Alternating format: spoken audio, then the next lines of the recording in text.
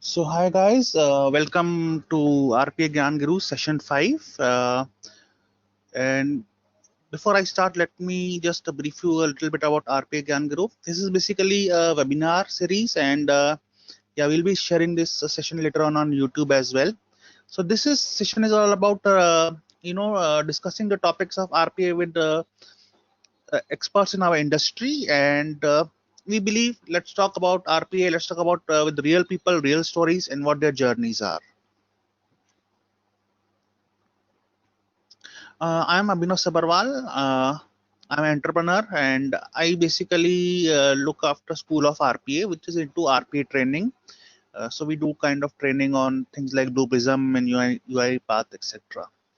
Today's first speaker is Satyaprakash Pandey. He's associate director at Deloitte, and he will be talking about emerging trends in RPA. Later on, we'll be joined by Nishant Shetty, who's co-founder of CloudTrack.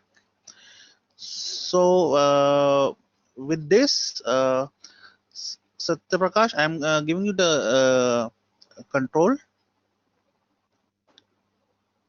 and yeah, you can start sharing your screen, sir. Yes. Okay, so I've shared my screen, and hopefully you people are able to see that. Let me just try putting it.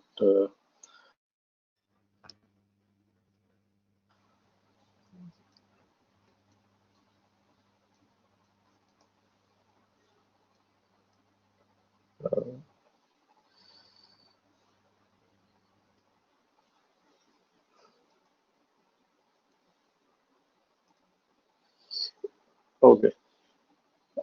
So Abhinav, thanks for inviting me. First of all, hopefully you are all able to see the screen, which comes not on full size, but I'm hoping it shows the right content. So Yeah, I'll it is yeah. visible, Prof. Yeah, and just a small correction. So I'm giving the lecture on creating the center of excellence and not on emerging trends. So I'm hoping I've put in the right content for the audiences. Uh, I'll start with a brief intro of myself. So my name is Satyaprakash Pandey. People call me Satya generally. And I have around 15 years of experience in this industry. Um I have started my career with Infosys, then worked for Deloitte in India, then Deloitte in the UK and Germany. And I've also associated with KPMG in the UK, EY in Denmark, Norway, and Sweden. And then last year, I shifted back to India, working for Deloitte in India as an associate director. So I have a lot of experience in this field of consulting. So my skill sets are in the areas of M&A advisory, IT in M&A, post-merger integrations, then separations of companies, technology consulting, risk and cyber security, sales consulting, and similar other fields of consulting where we are looking to solve business problems for the companies. Uh, I have worked over these years for a lot of clients, and I put in some selective clients of where I have worked, including in the financial services. So some of the key and top banks like Barclays Bank, HSBC, some of the insurance clients like Generali, NFU Mutual, lots of London. And in the corporates, I have worked for logistics, for car parking operators, for energy operators, for manufacturing, healthcare. So a lot of variety of experiences which I've come across through this whole journey of 15 years. I have also been involved in the operational improvement of the portfolio companies of a lot of private equities globally.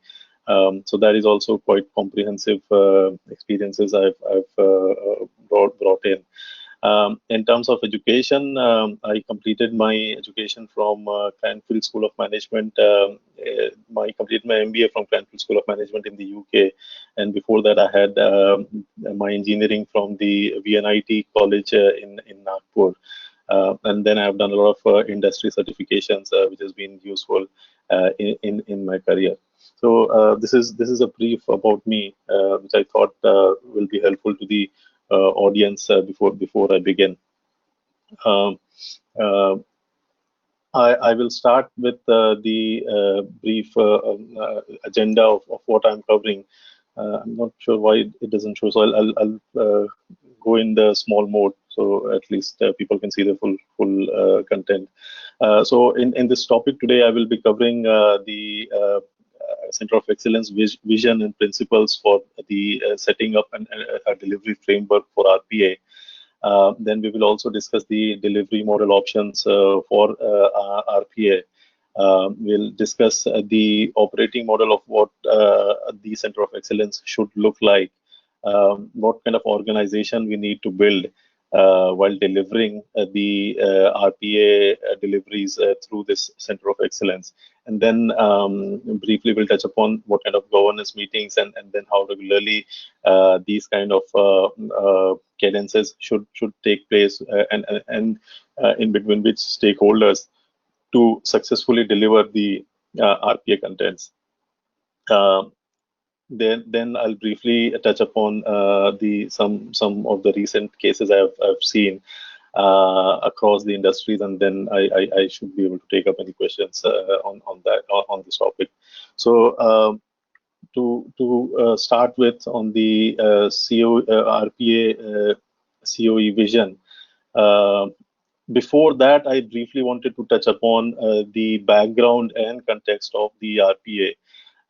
What RPA is, which is, I believe, in the series of 5 lectures, what you have done so far. You have already completed some of these, but for the benefit of some of the listeners who might be hearing on this topic for the first time, I think it is important that they get to know about what exactly this is all about. And then I'll start with the Center of Excellences. So to begin on a quick background of what RPA is, the key thing is to understand that a lot of material portion of the businesses are comprised of highly manual work, which requires significant resources to deliver. Now, this makes it a very high cost model and starts putting increasing pressures on the operating margins. And hence, the competitive marketplace is increasingly looking to digitize and automate the capabilities, which should reduce the cost to serve while improving efficiency. So all this is bringing in some of the recent advancements in technology, which is where RPA comes into picture.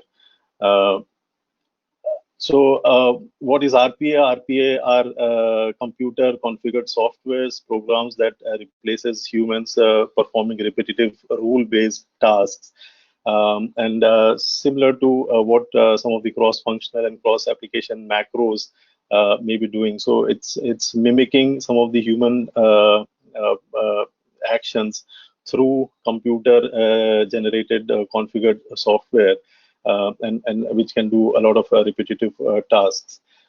In terms of then building up an RPA framework of actually how this will be delivered, it is important to understand what are the key modules which are required to deliver the RPA before going deep into the Center of Excellence stuff.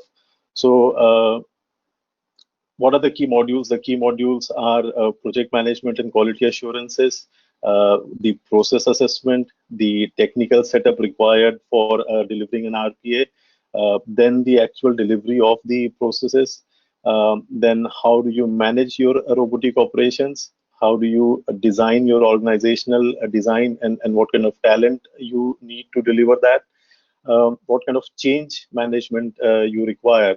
And then comes the Center of Excellence, which is required in situations where the scope of an RPA project included is helping the client to set up a central team which would perform many of the activities that will form part of delivering and supporting RPA across in the organization.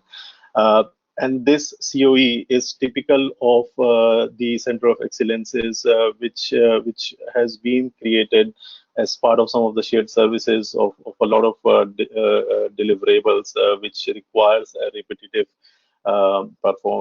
performances.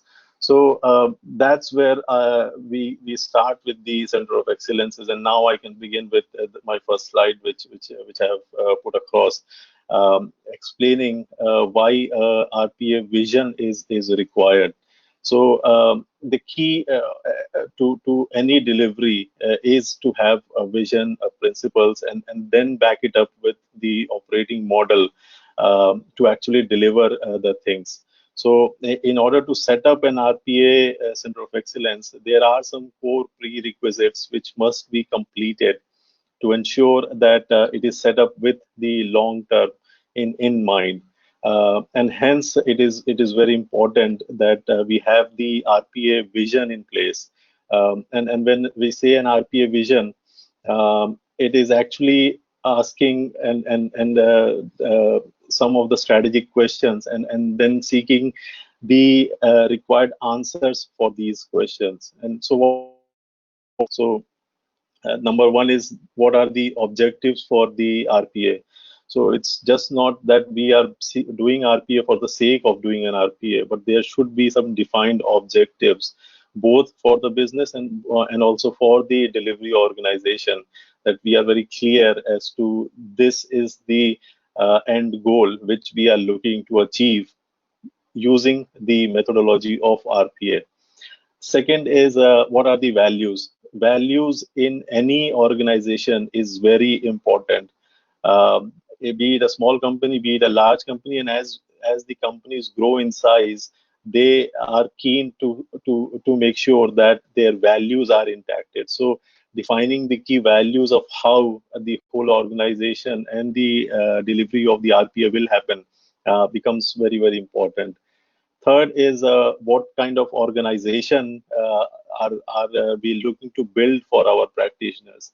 Again, this sounds like a bit of cliche, but any organization, until we know the sole purpose of having this organization, it becomes difficult to sustain it in the longer run. So we need to answer this question also very carefully. The fourth question is, which business areas should we prioritize and why? So again, I've been listening to some of the earlier webinars, and then some of the areas, business areas where RPA has been in function are in areas like finance, like in the IT, in HR. So because these functions have business requirements to be fulfilled by the RPA. So it is very important that the business functions prioritize what exactly they are looking to seek from the RPA methodologies. Number five is, what are the service offerings? So when we are looking to deliver RPA, it is just not about delivering RPA, but knowing exactly these are the service offerings X, Y, and Z that we are looking to deliver. And then the last is, how do we see things changing over time? So defining the long-term operational plan, and syncing in with any of the technology changes in terms of robotics, in terms of cognitive automation, in terms of artificial intelligence, and then grasping in all the new technologies which will be evolved during the process. And these days, the shelf life of any technology is very less. So it is very important that the business and also the technology is in sync with the overall development. So these are some of the topics which define what a vision of a center of excellence should be, which then leads to the second topic about the COE principles. So vision and principles again go tandem with each other, and should be worked upon as the first steps towards setting up the center of excellences. Now there are a number of key principles which should underpin any RPA center of excellence setup. And what are these principles? So as I said, there should be a long-term vision and strategy, which is the first and foremost step, which we just discussed. Second is then there should be a solid communication planning in the center of excellence, which again is a critical for success of RPA. Now, this solid communication requires a robust approach, planning and delivery of communications to all these stakeholders, without which this whole venture of creating an organization, creating a center of excellence of delivery will fail, because we are looking to provide our services as a center of excellence provider to a wider range of people which may be working globally. So it is required that there is a solid communication which goes across the entire setup of the organization. Then, as I said, any center of excellence should be set up with technology changes, strategy in mind, other forms of automation, rather than just focusing on RPA. So it is important that if, let's say, there is a complementary technology which can also be delivered or should also be considered while delivering RPA, then that also becomes a focus of this center of excellence. Number three is involving all the key stakeholders with all the key functions required to delivery of the RPA deliverables, and while creating these center of excellences. So what are these functions? Which is IT, HR, risk, and then there can be more such functions. All the business teams, they should be thoroughly involved while creating the center of excellences. Um, as the number four is decentralizing the center of operations, which will help to remove the bureaucracy and some of the roadblocks as the complexity of the organization increases. So again, this is a topic which we will be discussing later in the delivery section of the RPA as well. But it becomes very important that you are flexible, you are nimble, and you look to change your methodology, decentralize your RPA setup if required in future.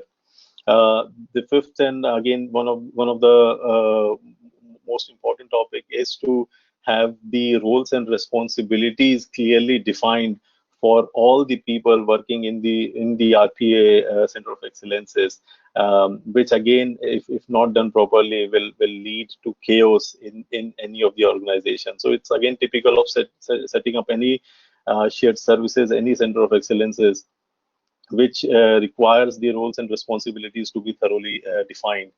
And then the last and the most important topic in this is that the RPA Center of Excellence should have a C-suite sponsorship to champion the cause of the RPA, without which it then becomes difficult to get the buy-ins from all the stakeholders. So the first slide I put across, and then the second slide's vision and principles are the basis of any center of excellences, and RPA is one of those wherein vision and principles will define how to go ahead and delivery about the delivery of the RPA deliverables. Now I move to the third slide, which is how what are the different delivery model options possible for the delivery of RPA through the Center of Excellences. So as you can see in the screen, there are three options possible. Typically, these are the options through which most of the organizations have started to deliver their RPA contents. So one is the centralized method, another is the hybrid method, and the third one is the decentralized method. So each of these methods have their nuances, advantages, and disadvantages, which should be clearly understood depending on which and depending on the type of organization we are working, then we can define what is the right delivery model option which works for my organization. So let's go on these one by one. For any centralized RPA Center of Excellences, the key to understand is that the RPA is owned by a central team, and this central team then controls the RPA strategy. It controls the vendor selection and governance. The opportunities are driven, identified, assessed, and prioritized by the central team. And then this central team also controls the development and manages deployment, support, and maintenance of any RPA deliverables. So that's the whole essence of the centralized delivery model option. When we speak about the hybrid delivery model option, then some of the central activities like building up the RPA strategy, governance, vendor selection, methodology, and quality assurances are held by the RPA Center of Excellences. But then there are a lot of devolved activities like the RPA identification, assessment, and prioritization, capability decisions, which are made locally by the business units. And then they have their own, each of the business units have their own center of excellences, which make these kind of decisions, which is sometimes also called RPA factory, which is required to identify, design, build, and deploy the robots for the RPA delivery in each of these business functions. So that's the subtle difference in the centralized and hybrid. And when we talk about the decentralized delivery model option, then this is simply that each business unit has their own RPA capability, which then they refer for the RPA standard. So they don't have a central place or a central organization which may refer to the for any of the standards. The key to understand is RPA in any of the decentralized function is not owned by one part of the business. So each of the business units can see their potential, and then based on the potential on their side, they can decide what to do or what not to do. So they can select whatever solutions they wish, how to implement, how to support, maintain with the third parties, or by building capabilities themselves. So these are the three different delivery model options. And as I said before, it is also important that we understand the advantages and disadvantages of each of these delivery model options before we actually proceed ahead in starting of creation of a center of excellence. So in terms of centralized delivery model, the advantages is having a clear strategy for the whole enterprise. So because there is only one team which makes the strategy, it is easier then to implement those strategies across the organization, across different business units. They can also then help prioritize the RPA for whole organization. So rather than businesses saying this is priority for me, the center of excellences can take those decisions, which then makes it easier and streamlined to actually implement the solutions. This also then helps in maximizing efficiency and minimizing duplication. But this also comes up with a certain disadvantages that some of the businesses may not want to take the ownership for this. And also some of the subject matter experts which may lie in some of the businesses or business units, those kind of specific inputs which is required to understand what exactly is the need of a particular business, that may be lacking. So these kind of disadvantages, the sustainability of the solution, and then the solutions, the individual the SMEs in the individual areas may not be optimum. these kind of disadvantages lie with the centralized operations. When we speak about the hybrid organization, uh, so this is the model which tries to take the best of both worlds of centralized and decentralized, and hence it balances the local ownership, but at the same time, the prioritization and drive of the initiatives are held by the central team. This also tries to achieve economies of scale by repeat work through this model. But the key disadvantage is that the ownership level or the enterprise-wide prioritization of the central model is not achieved through this. So sometimes this may lead to neither here nor there, and hence some of the organizations may look to avoid this. Now, the third option advantage is having a strong ownership in the business. So any decentralized functions, because the business units have a lot of power, and they have their own. Sometimes they have their own chief operating officers, chief executive officers.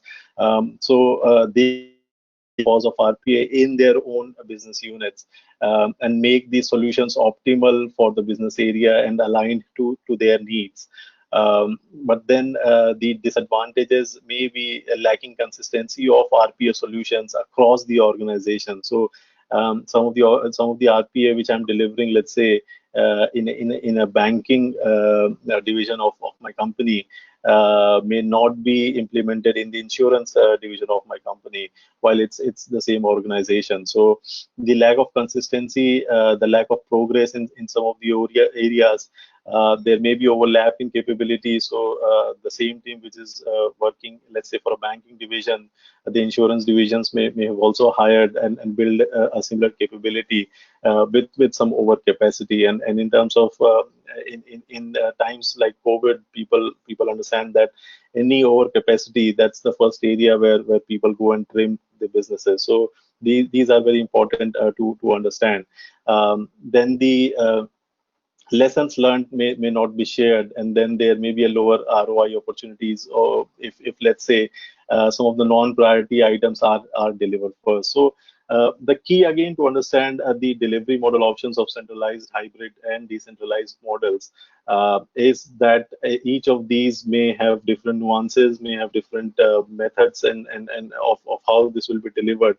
They have certain advantages and disadvantages, which should be understood in quite detail before the any of the decision on any of the uh, methods is taken.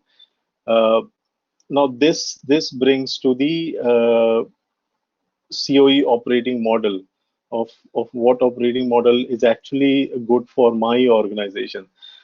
And then how do I actually look to operate in future, or once we have built this whole system.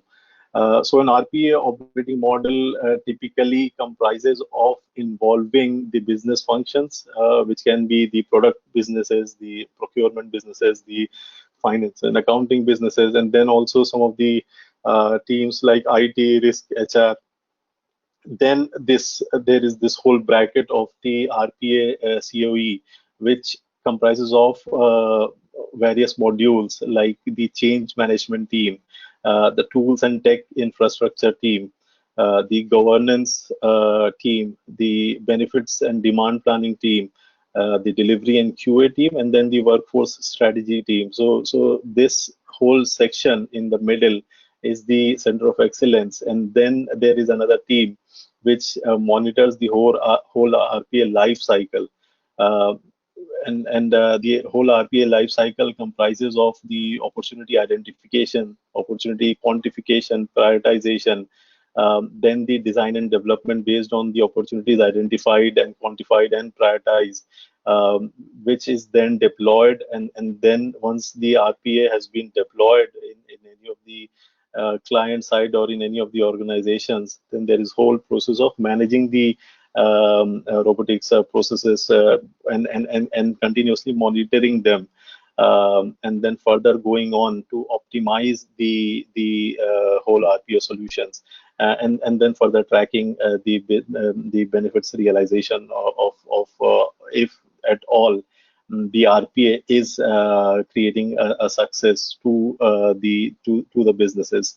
So these operating model can only work if they work in tandem, if there is interaction in the business functions, in the center of excellences, and the whole life cycle is tracked properly and consulted by in between the businesses and the center of excellences. So while creating this operating model, it becomes important then to understand the whole methodologies of the key components, uh, which should be understood in quite detail as to what these different components are, and then in what phases, what kind of involvement is required from each of these components.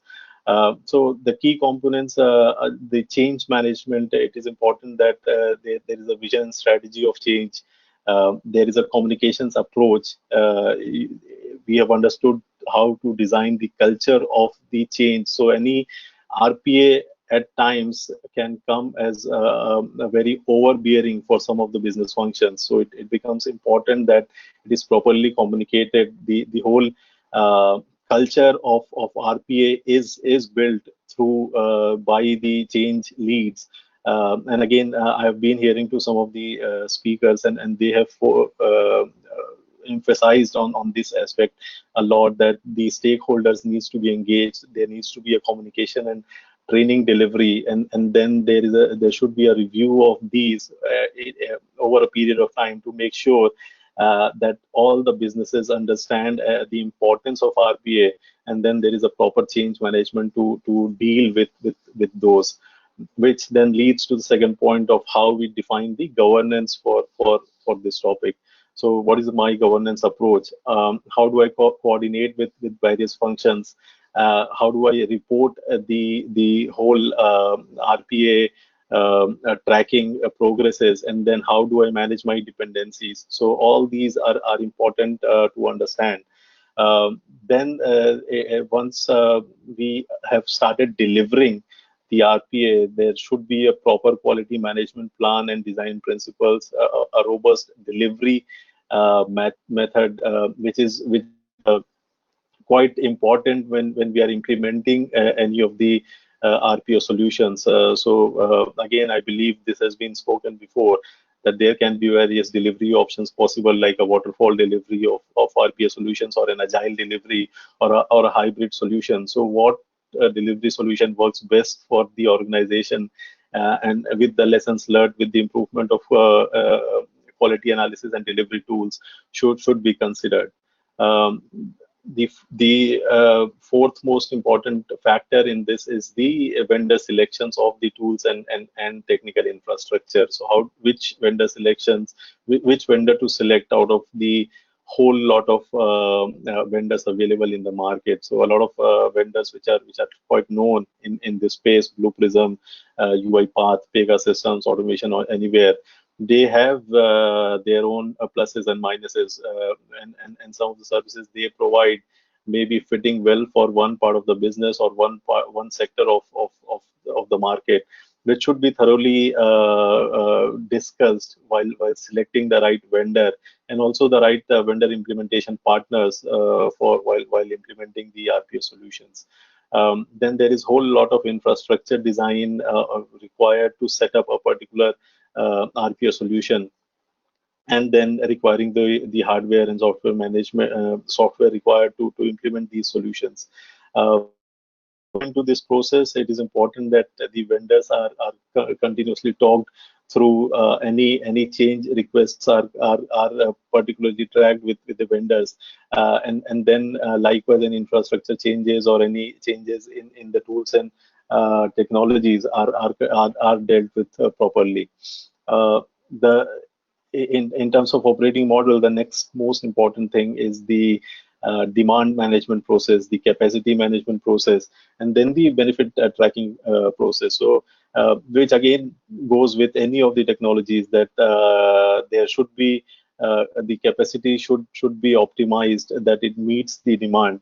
And if, let's say, there is an over demand, then the capacity the operating model is flexible and nimble enough to meet those demands, and then there is never an over capacity to deliver things, which then creates a bit of a cost loss, or a loss in the revenue in the longer run. So it's important to have the demand management process and capacity management process, and then tracking the benefits in the long term.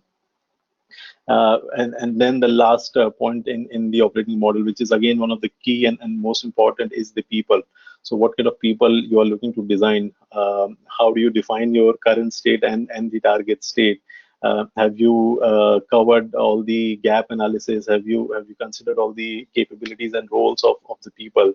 Do you understand the talent strategies required while delivering the solution? And then how do you manage the people transition or the organization model optimization? So in various phases, it is important to understand each of these areas while delivering the operating the RPA through the Center of Excellences.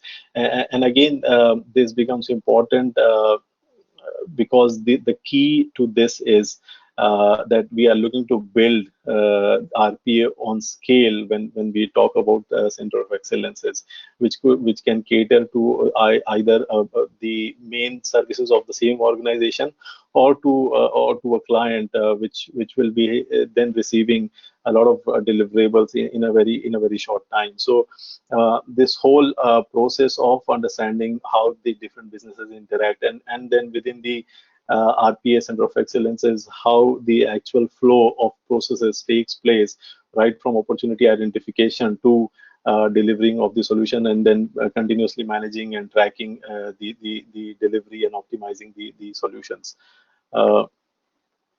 So this then brings to what kind of organization you are looking to build, and what sort of people you will need to actually run this organization. So typically this comes into three brackets, which is one of the key leads from the business teams should be involved, which is the operating officers of the business units, the senior subject matter experts, the change leads, corporate leads, finance, risk and compliance. So all the business teams should be there. And likewise, the technology teams should be there, which is the applications team, infrastructure team, IT security. So all these key technology functions needs to come together, and both of these needs to then fed into the Center of Excellences, which comprises of a C-suite sponsor, and then you have a relationship manager to manage the relationship with the business teams and the technology teams. There should be a program manager who can actually manage these RPA programs and the portfolio for the delivery of the RPA solutions. There needs to be an RPA scheduler who will actually manage the robots, schedule all the robotics processes, and then make sure that all the processes that are set are set over the right time.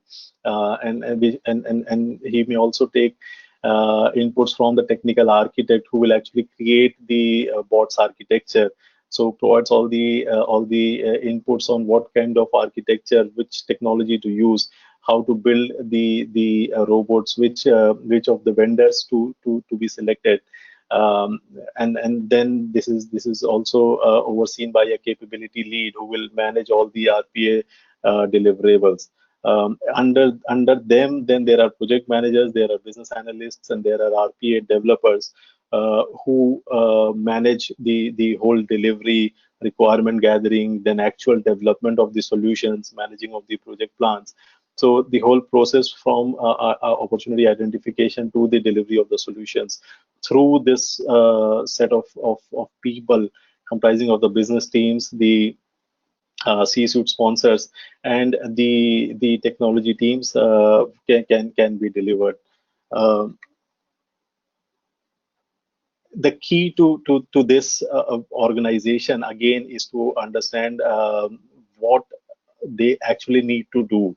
So each of these roles which we have displayed in the previous screen, they should have a defined objective. They should know who are the right people in various forums, and then how frequently they should meet. So typically, an RPA Center of Excellence is Center of Excellence comprised of different committees, which may comprise of an RPA sponsor group, an RPA change group, an RPA design group, and then an RPA user group. So which is the actual users of the RPA solutions. And each of these have defined objectives and then stakeholders, and then they should meet over a regular period of time to assess the whole delivery and governance, and make sure that the delivery is happening fine. So for the RPA sponsor, the key is to make sure that the vision, strategy, and guiding principles around RPA is clear before the whole delivery of the RPA starts. Then also the required funding, because most of the times this is a newer technology in the businesses. It may become difficult for the businesses to gain the funding for this initiative. Hence, the RPA sponsor should make sure that the required funding is there, and it is there to the extent that the whole RPA delivery is completed on time without any delay in the whole process.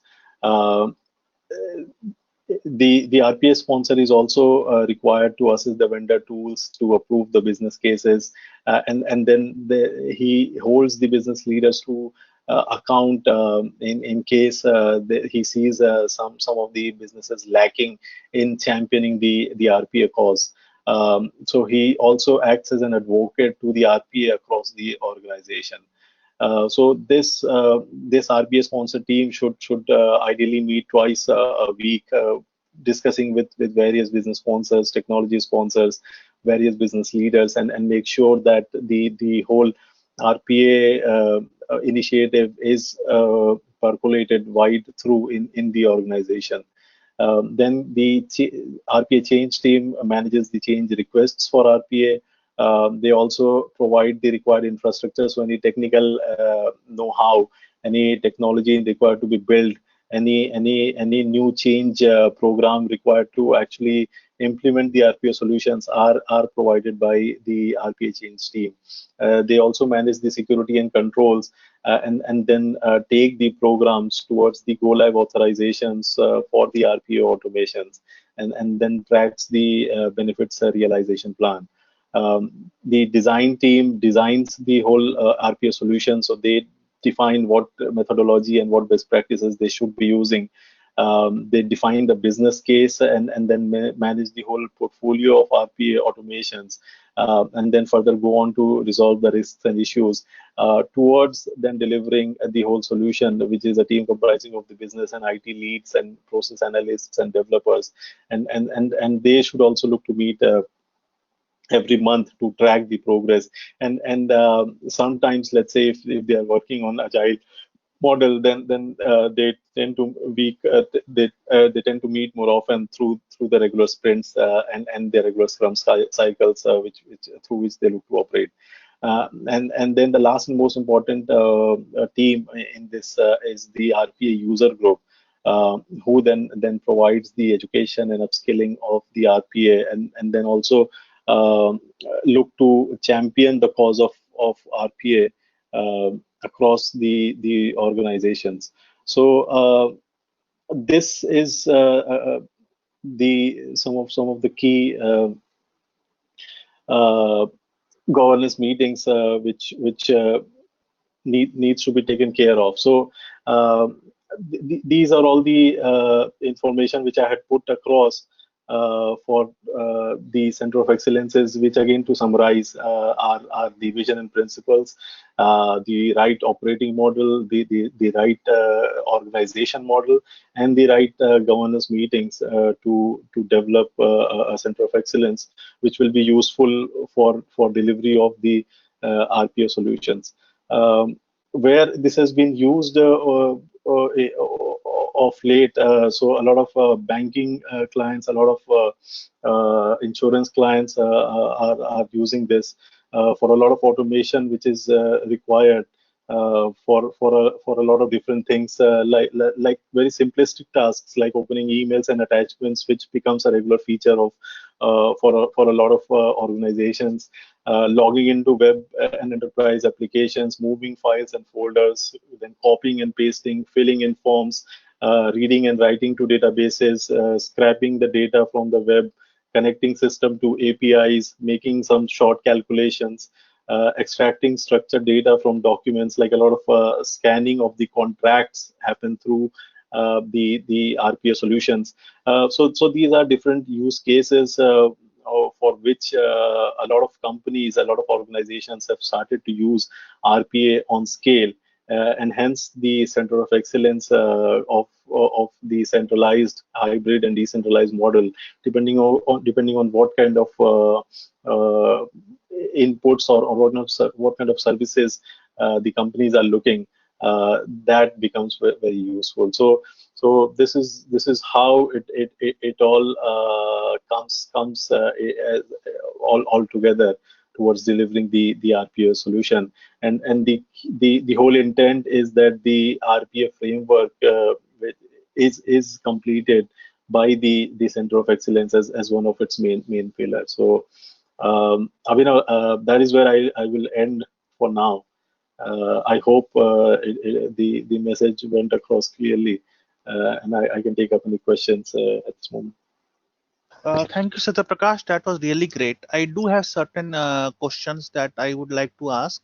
Like Yep. I said, I also am a business of practicing RPA. I teach RPA to students, corporates, Yep. and you know.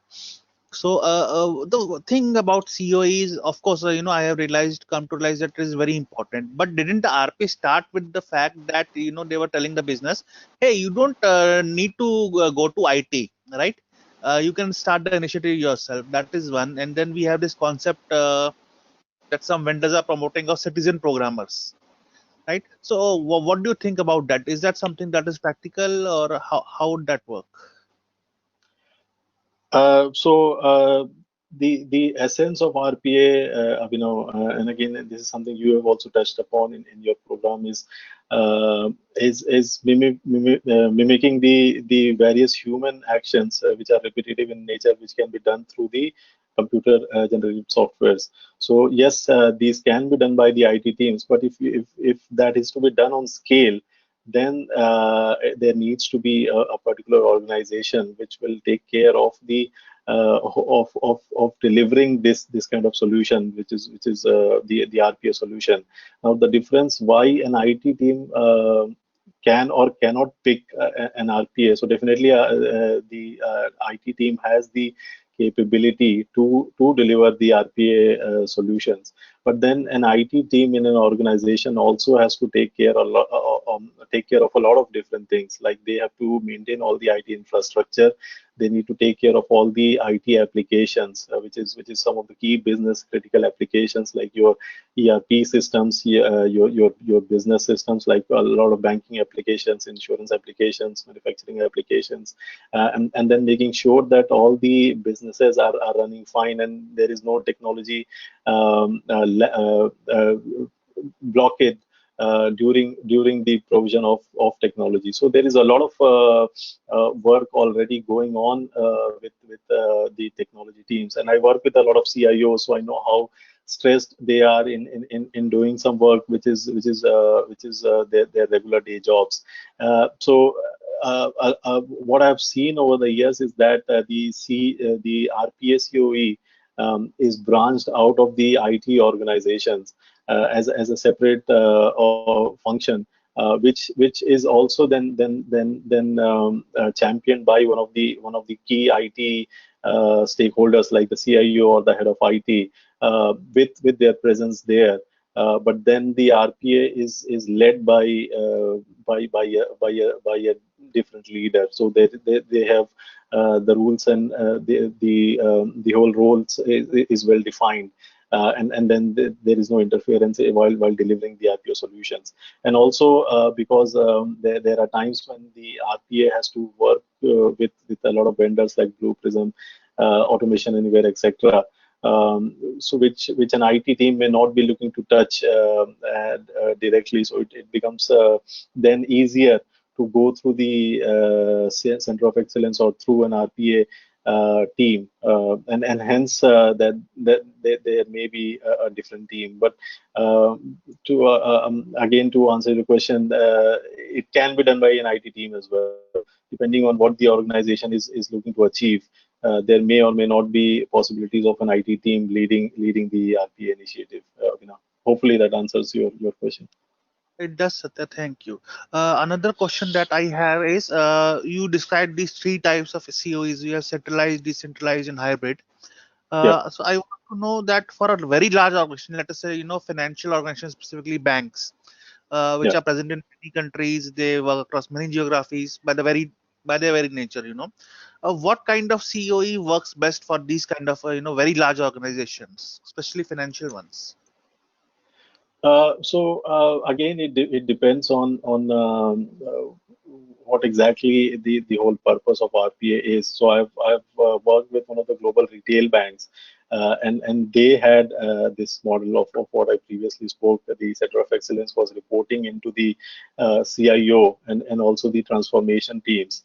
And it worked for them because they were looking for centralization of standards, control, and delivery while delivering the RPA. They were also looking for the centralization of all the delivery and management of the vendor solutions. So let's say one business unit is buying from Blue Prism, another one is buying from UiPath. That doesn't happen. So there is one team which manages the whole vendor cycle. And then there was also a strong relationship with IT. So all this worked for this case of the global retail bank. What didn't work in this model was that there was a lot of underscaling of the center of excellences because the business units were not involved. There was a lack of skilled portfolio lead from the business unit teams, and then there was some confusion around the roles and responsibilities between the center of excellences and the business unit teams. So for this particular retail bank, which I worked, the model sort of worked in that sense. But then I also worked in another of the UK banks, wherein a hybrid model was used, and that worked for them. So again, typically the key aspects to those was the responsibility of communication culture was in the business unit level. So they could pass on the message of RPA very clearly onto their teams. And at the same time, for any standardization, they could go to the center of excellences, which was central based. So again, there is no right and wrong answer on for this, and depending on what exactly is the whole purpose of delivering the solution, the whole the delivery model options can be devised. But for like the scenario which you have said, for large banks or large organizations, the decentralized options will work best, because then they can define what exactly the requirement of their business unit is, and then they can also take some fast-paced actions which may be lacking in, let's say, in a centralized model. Thanks, Satya. That was, very enlightening. Yes, but like I said, I also actually worked with some of the banks with consult, and I was consulting them. So, Yeah. do you think a culture of the organization somewhere also has an impact on COE? Like, I'll give an example. Say a centralized bank, like you said, a bank which wants a uniformity across all the regions, right? Not Yeah. only probably in RPA, but also on the way they work, their SOPs and everything.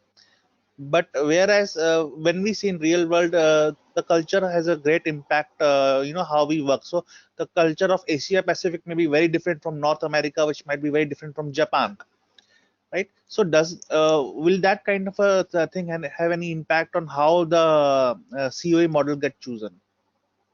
Yeah, definitely. It's a very good question actually. And again, I when I spoke in my lecture, I also spoke about the shared services, which is typically of these kind of center of excellences, and center of excellences may be a global team. So there is a center of excellence team which is delivering the solutions to a variety of people in the organization across the globe, but they may be placed globally in various cities and countries of the world. So definitely the culture makes then a very important aspect of how this is delivered. And you have also rightly pointed out, let's say people in Singapore or in the Asia side of the world, the whole tendency is to provide the clients or provide the stakeholders with their deliverable, which is fast and iterative, which then they can be worked upon by other teams. Whereas, let's say if you work in some of the European teams, then the whole idea, let's say a German client is more keen on getting the final product, because they are looking for accuracy, they're looking for fineness, they're looking for the whole quality aspect of the deliverables are taken given a lot of importance. So then there, if you provide an iterative kind of draft, which may not be complete at that stage, may not work for somebody sitting in Germany. And again, when let's say you're speaking to somebody in the US, then it's whole about how you actually communicate the thing to them, because they are less concerned about what my product looks like, but it's more how and what it does for me, which is best communicated to them. So likewise, when you are devising a center of excellence for an RPA delivery, um, having an understanding of which people you're working, what kind of culture you have in that sort of the world, becomes very important in delivering the RPO solutions, and also then making an understanding of what are the different rules and laws of particular countries. So some of the countries may have an 8-hour work schedule. Some of the countries like Norway, Sweden, they have only a 6-hour work schedule, and hence you will have to be a bit of show a bit of flexibility. People in Asia, like in Singapore, they work around the clock, so they don't care if I'm having my dinner and still I have to work. They will do that. So you have to have that kind of understanding and flexibility while delivering these solutions, and then managing your teams accordingly. So hopefully, again, I answered your question. Thank you, Satyaprakash. I will now ask remaining audience. I see more people have joined us. If they have any questions, guys, if you have any questions, just unmute the mic and feel free to ask. Thank you.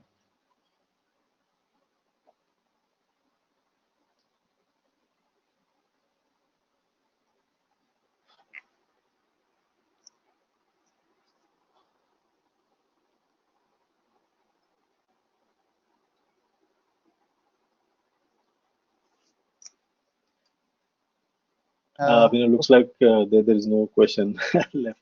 More questions, yeah. All right, Satya, thank you for joining us today and sharing your valuable time with us. It was a great session and we all learned a lot. So uh, I think yeah, that's it. Thank you, Satya.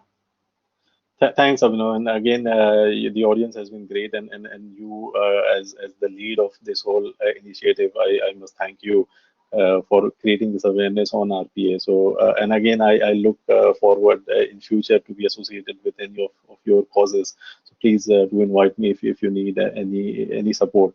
And once the lockdown gets over, I will definitely make a point to come and see you in person. So, thanks for having me here. Thanks a lot. Sure, Satya. Same here. Thank you. Uh, Thank okay. We have some. All right. Uh, so okay, guys. We yeah. We had another session today, by Nishant Shetty. I'm not very sure. So let us just wait for a minute and two to see if he's coming, or otherwise, then we can kind of conclude our sessions today. I would also like to get some kind of a feedback from you as to how you find the sessions and everything. So just let us know in the chat window how your experience was, and if you would like to, uh, attend more sessions going forward. Thanks, you guys. Thank you, guys. You have been a great audience.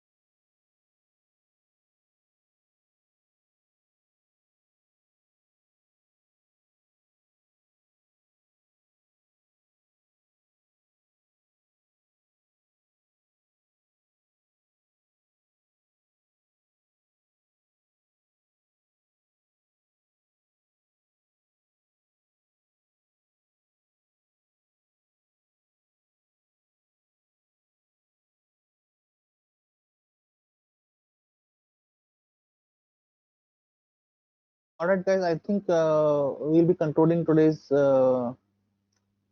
session here only. I'll keep you all informed about. Maybe in future we'll do Nishant Shetty's session. So thank you guys and have a great weekend ahead. Bye.